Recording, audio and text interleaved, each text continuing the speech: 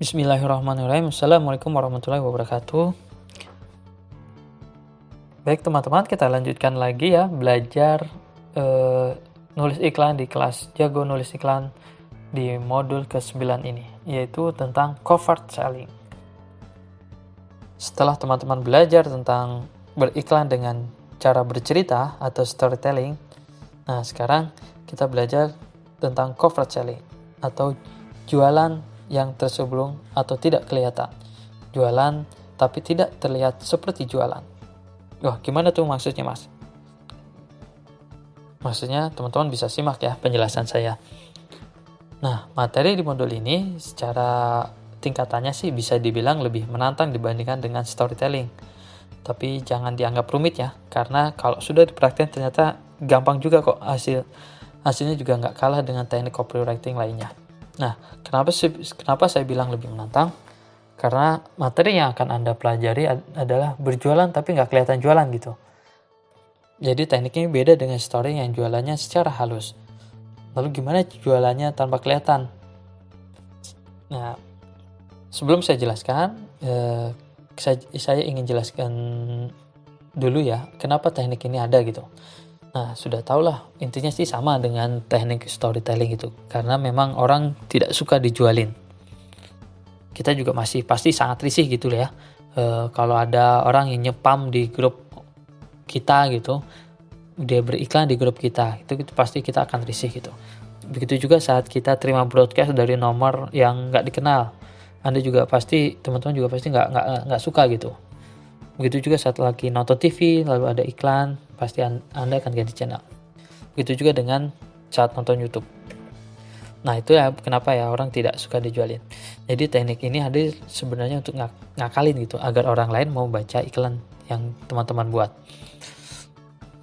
Namun, hadirnya iklan yang teman-teman buat ini secara covert selling itu pas dibaca oleh orang lain itu nggak diketahui oleh mereka. Kehadirannya juga tidak disadari oleh pikiran sadar mereka, tapi disadari oleh pikiran bawah sadar. Gampangnya kayak gini nih, biar teman-teman nggak bingung gitu. Nah, sekarang coba teman-teman bayangin deh, saat lagi kumpul-kumpul sama orang lain gitu, beberapa orang, entah 2, entah 3 orang, atau dengan keluarga gitu. Terus tiba-tiba, tercium aroma yang nggak enak gitu. Nah, pasti gimana responnya? Pasti mereka akan ada yang marah, ada yang kesal, ada semacamnya lah ya. Jadi anggap saja aroma itu ada iklan yang hadirnya diam-diam atau terselubung. Tidak kelihatan, tapi memang dirasakan oleh orang lain. Nah, kebayang nggak sih? Jadi bayangin bener-beneran ya. Sekali lagi mohon maaf ya, saya pakai contohnya seperti itu gitu. Agar teman-teman kebayang gitu, gimana iklan covert selling itu bekerja gitu. Ada tapi nggak kelihatan. Hadir tapi nggak ketahuan. Tahu-tahu ada yang bilang, aduh pesen dong, mau dong, wah transfer kemana nih, wah enak banget tuh kayak gitu. Nah, sekarang teman-teman paham kan ya gimana cara kerjanya covert selling itu? Oke, sekarang gimana sih cara kerjanya, cara bikinnya gitu, biar lebih gampang gitu, biar lebih tergambar bagaimana cara menuliskannya gitu. Seperti ini, saya ada 2 contoh gambar atau iklan yang akan saya berikan kepada teman-teman gitu. Nah, ceritanya saya sedang jualan bumbu ireng Yusan misalnya.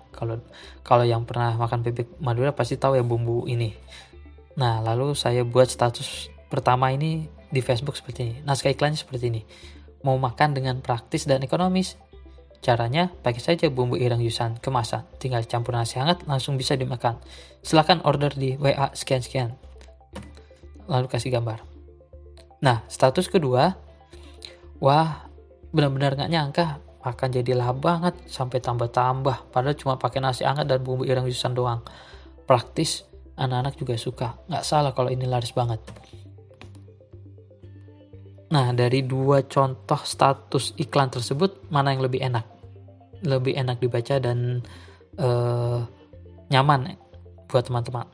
Nah ya, kalau saya duga sih pasti status yang kedua lebih nyaman dibaca itu. Kenapa? Karena itu contohnya dari covert selling. Coba perhatikan deh. Dalam contoh iklan tentang yang kedua itu, ada nggak kata ajakan atau kata perintah harus membeli? Atau ada nggak kata penawaran untuk naskah iklan tersebut? Jawabannya nggak ada kan? Nah, itulah ciri dalam covert selling, yaitu dalam iklannya tidak ada kata ajakan, tidak ada kata perintah, ataupun tidak ada kata penawaran. Yang ada adalah memberikan gambaran persepsi tentang produk yang kita jual. Kalau teman-teman paham di status kedua tersebut, kira-kira persepsi apa yang teman-teman tahu gitu, teman-teman rasakan? Ya, persepsinya adalah dengan makan bumbu ireng yusan itu, makan kita akan jadi lebih lahap dan banyak. Jadi juga praktis saat menyajikannya untuk anak-anak, bahkan bisa membuat mereka lahap untuk makan. Nah, itu persepsinya. Lalu gimana kalau ada yang mau pesan?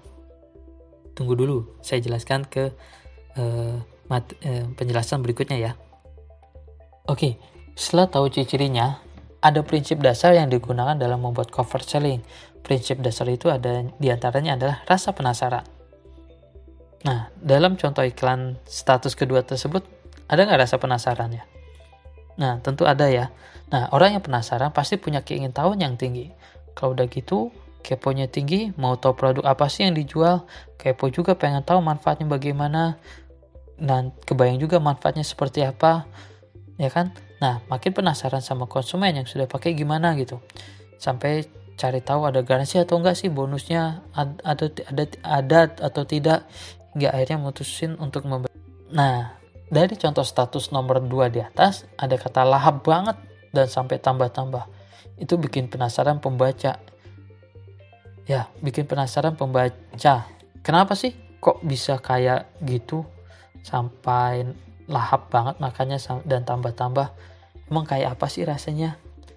Nah, itu kan bikin persepsi pembaca untuk memunculkan rasa penasaran pembaca. Nah, lalu bagaimana jika ada yang pengen beli dari status kedua itu? Secara naluriah, orang yang baca status kedua itu dan ingin pesan pasti akan tanya ke yang buat status loh. Aku mau dong pesan kemana gitu misalnya. Lanjutnya ya udah terserah, biarkan si pembuat status itu untuk melanjutkan aksinya agar bisa terjadi closing. Oke, prinsip dasar kedua adalah bermakna ganda atau ambiguitas. Nah, maksudnya adalah mainkan kata-kata yang memiliki makna lebih dari satu atau yang masih tersamar. Misalnya, contoh di status kedua adalah laris, kata laris yang maknanya masih samar gitu. Laris itu seberapa banyak? Apakah 2, 3, 10, 150, 1000 piece atau berapa? Itu kan masih belum jelas, masih tersamar. Jadi kita bisa gunakan kata ambigu itu untuk menuliskan iklan covert selling. Nah, kata lain yang bisa digunakan adalah kata ganti ini untuk menunjukkan makna ambigu. Misalnya Anda buat status di Facebook seperti ini. Gila nih, produk ini lagi booming banget karena murah, praktis, ekonomis.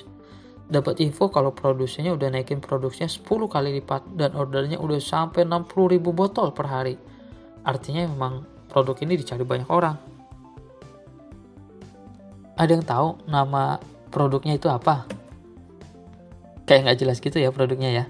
Makanya itu karena efek dari penggunaan kata ganti ini. Produk yang dimaksud itu bisa apapun, yang jelas ada unsur botolnya. Jadi bisa sirup, sambal, bumbu, ataupun lainnya. Silakan Anda tebak ya. Oke, lanjut ke prinsip dasar ketiga, yaitu membangkitkan sisi emosi. Nah, di sini kita bisa gunakan prinsip ini saat menuliskan iklan dengan bercerita atau storytelling. Juga bisa digabungkan dengan covert selling dan storytelling. Artinya, prinsip ini bisa dipakai juga dalam covert selling dan maupun storytelling. Kita juga bisa menggunakannya sekaligus saat storytelling dan covert selling. Nah, biar makin jelas penggunaan rasa emosi. Nah, biar lebih jelas bagaimana membangkitkan sisi emosi dalam iklan covert selling, teman-teman bisa lihat contoh video yang lewat link yang saya berikan ya. Itu adalah contoh video iklan dari Thailand. Dan biasanya di Thailand itu banyak sekali contoh-contoh iklan cover selling yang sangat menggugah hati dan menggugah emosi penonton ataupun pembaca. Teman-teman bisa nonton dulu video yang saya berikan tersebut, oke? Nah, kebayang ya bagaimana membuat iklan secara cover selling. Sekarang teman-teman bisa melakukan tugasnya membuat contoh iklan cover selling. Boleh hanya tulisan, boleh berupa gambar atau video. Silahkan berkreasi. Semangat! Ya, terima kasih. Wassalamualaikum warahmatullahi wabarakatuh.